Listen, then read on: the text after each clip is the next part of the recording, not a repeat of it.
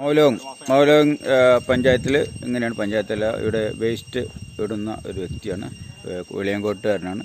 സാധാരണ അദ്ദേഹം റോട്ടിലേക്ക് വലിച്ചെറിയുന്ന പ്ലാസ്റ്റിക് ബോട്ട് 2 ദിവസം ഇവിടെ താമസിക്കുന്നതിനും ഇത്തരത്തിൽ ആളുകളുമായി സമ്പർക്കത്തിൽ പുലർത്തുകയും ചെയ്തതിൻ്റെ ഫലമായി അദ്ദേഹം ആ ബോട്ടിൽ കൃത്യമായി തന്നെ ഇതിൽ കൊണ്ട് ഇട്ട് അദ്ദേഹം ഈ നമ്മുടെ വിശ്വമാനവൻ സംസ്കാരത്തിന് തന്നെ വളരെ നല്ല ഒരു ഉദാത്തമായ മാതൃക കാണിച്ചിരിക്കുകയാണ്.